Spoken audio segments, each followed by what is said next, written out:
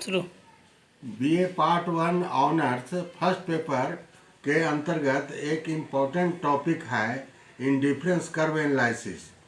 तो यहाँ पर यह टॉपिक है तटस्थता वक्र किसे कहते हैं और तटस्थता वक्र की प्रमुख विशेषताएं क्या हैं। हम लोग यह जानते हैं कि प्रोफेसर मार्शल ने उपयोगिता मापनीय है कि धारणा को मुद्रा रूपी मापदंड के द्वारा मापा है और उपभोक्ता की मांग का वर्णन किया है। परंतु प्रोफेसर हिग्स एलन अर्थशास्त्री ने उपयोगिता को एक मानसिक धारणा बताते हुए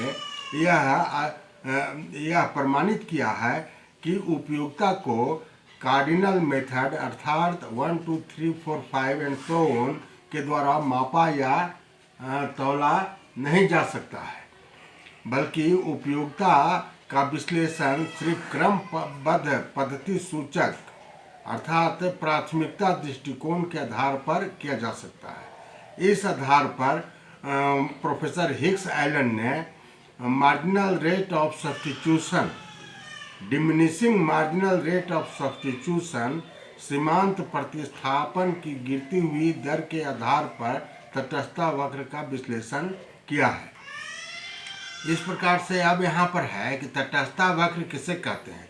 तो स्पष्ट शब्दों में तटस्थता वक्र को इस प्रकार से परिभाषित किया जा सकता है प्रोफेसर हिग्स एंड एलन के अनुसार कि तटस्थता वक्र एक ऐसा मांग वक्र है जिसके प्रत्येक बिंदु पर दो वस्तुओं के विभिन्न संयोग को यह बताता है, और चूंकि दो विभिन्न संयोगों से उपभोक्ता को समान स्तर की संतुष्टि प्राप्त होती है, इसलिए उपभोक्ता तटस्थता वक्र मांग वक्र के प्रत्येक बिंदु पर तटस्थ रहता है, न्यूट्रल रहता है, उदासीन रहता है। इसलिए इस मांग वक्र को उदासीनता वक्र कहा जाता है।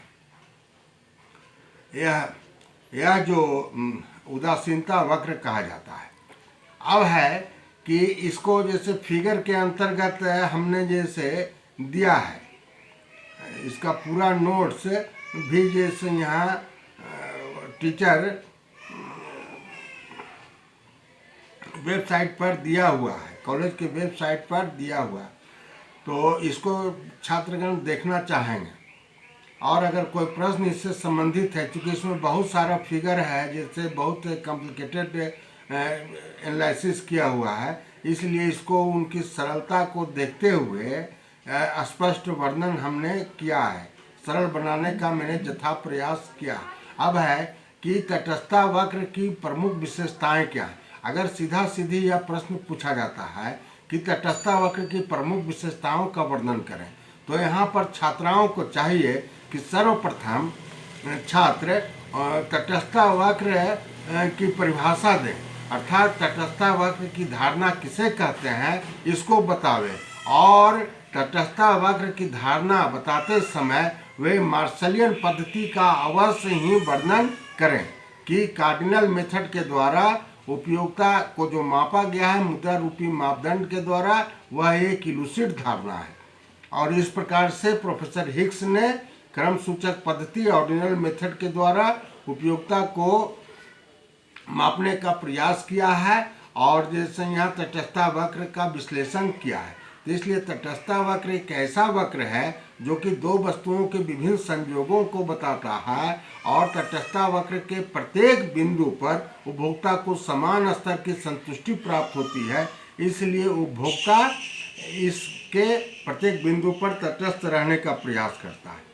अब है कि अब इसके पश्चात तटस्थता वक्र की विशेषताएं। तटस्थता वक्र की बहुत सारी विशेषताएं हैं, जिसमें कि 4-5 विशेषताओं का वर्णन करना बहुत ही आवश्यक है।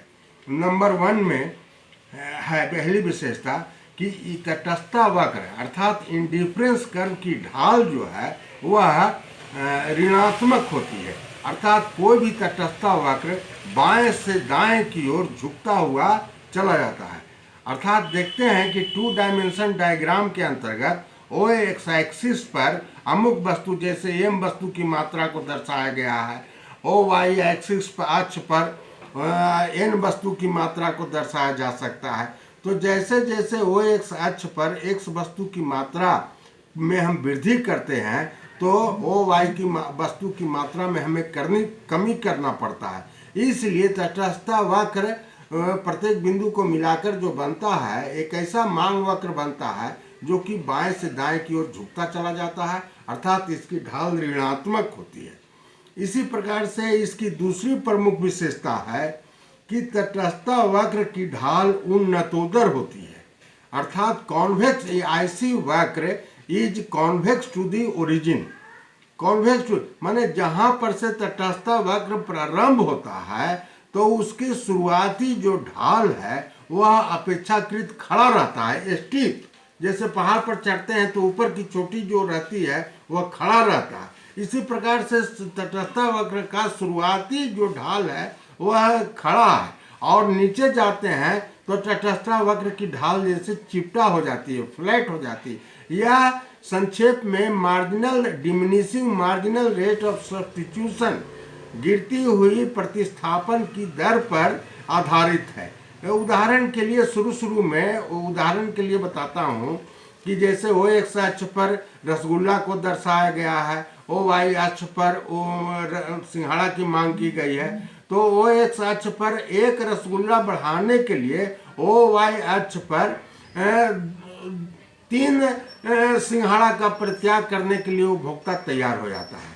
उसके बाद यदि जैसे एक रसगुल्ला की मांग में वृद्धि होती है तो वह फिर 3 सिंघाड़ा की मांग में कमी करने के लिए तैयार नहीं रहता है, बल्कि 2 गो का तैयार रहता है। उस प्रकार से फिर जैसे यहाँ 1 गो के लिए तैयार रहता है। इस प्रकार से इसका तटस्थता वक्र का जैसे जो बायां भाग होता है वह खड़ा रहता है, स्टीप, और जैसे दायां भाग जो रहता है वह चिपटा जैसे रहता है। तो इस प्रकार से कहा जाता है कि तटस्थता वक्र की एक प्रमुख विशेषता यह है कि तटस्थता वक्र की ढाल उन्नतोदर हुआ करती है। उन्नतोदर का मतलब जैसे यहाँ हुआ प्रारंभिक भाग जैसे यहाँ स्टीप खड़ा और दाएं, और उसके बाद का भाग मध्यांतर के बाद का भाग चिपटा जैसे। उसके बाद है तीसरा कि तटस्थता वक्र उपभोक्ता ऊंची तटस्थता वक्र उपभोक्ता को अपेक्षाकृत अधिक संतुष्टि प्रदान करती है। यहाँ पर हम देखना चाहेंगे कि जब उपभोक्ता की आय AB रहती, एक निश्चित आय एक निश्चित समय में रहती है, तब जैसे यहाँ AB इनकम रेखा जैसे बनाया जा सकता है। लेकिन उसकी आय में वृद्धि हो जाती है तो इनकम रेखा ऊपर चली जाती है और इस प्रकार से तटस्थता वक्र भी ऊपर चला जाता है। और जब आय घट जाती है तो उसका इनकम लाइन नीचे चला जाता है, तो जैसे तटस्थता वक्र भी नीचे जैसे आ। इसका मतलब जैसे यहाँ है कि ऊंची तटस्थता वक्र पर उपभोक्ता को अपेक्षाकृत अधिक संतुष्टि प्राप्त होती है। 2 वस्तुओं को विभिन्न संजोगों से प्रत्येक उपभोक्ता ऊंची तटस्थता वक्र पर जाना चाहता है, लेकिन वह अपनी आय को देख करके। इसी प्रकार से एक तीसरी विशेषता है कि कोई भी तटस्थता वक्र एक दूसरे को काट नहीं सकता है। काटने का मतलब जैसे है कि अगर 2 ऊंची तटस्थता वक्र और नीची तटस्थता वक्र IC1 और IC2 दोनों एक दूसरे को किसी बिंदु पर काट देगा, इसका मतलब है कि उस बिंदु पर उपभोक्ता को समान स्तर की संतुष्टि, जबकि यह बात गलत है। ऊंची तटस्थता वक्र पर अधिक संतुष्टि मिलती है क्योंकि संयोग की मात्रा बढ़ जाती है, और नीची पर कम संतुष्टि मिलती है क्योंकि संयोग की मात्रा घट जाती है। इसलिए यह प्रमाणित किया गया है कि कोई भी तटस्थता वक्र एक दूसरे को काट नहीं सकती। इसी प्रकार प्रोफेसर हिग्स ने तटस्थता वक्र विश्लेषण के अंतर्गत उपभोक्ता की आय प्रभाव को, कीमत प्रभाव को तथा प्रतिस्थापन प्रभाव को तथा उपभोक्ता के संतुलन का वर्णन करने का प्रयास किया। हम यह ऊपर में देख चुके हैं कि मार्शलियन पद्धति के अंतर्गत मार्शल ने उपभोक्ता के कीमत प्रभाव को, आय प्रभाव को तथा प्रतिस्थापन प्रभाव का वर्णन नहीं किया है, परंतु प्रोफेसर हिग्स ने तटस्थता वक्र की सहायता से आय प्रभाव, कीमत प्रभाव, प्रतिस्थापन प्रभाव तथा उपभोक्ता के संतुलन का वर्णन किया है। उपभोक्ता के संतुलन के अंतर्गत हम बता चुके हैं पूर्व के क्लास में कि जिस बिंदु पर तटस्थता वक्र स्पर्श करता है उस बिंदु पर उपभोक्ता को संयोग अधिकतम संतुष्टि प्राप्त होती है, वह संतुलन का बिंदु है। इस प्रकार से यह स्पष्ट होता है कि तटस्थता वक्र प्रोफेसर हिग्स द्वारा प्रतिपादित तटस्थता वक्र विश्लेषण मार्शलियन पद्धति की अपेक्षा एक श्रेयस्कर आर्थिक विश्लेषण है। माइक्रो इकोनॉमिक्स के अंतर्गत इसका अपेक्षाकृत अधिक महत्वपूर्ण स्थान है।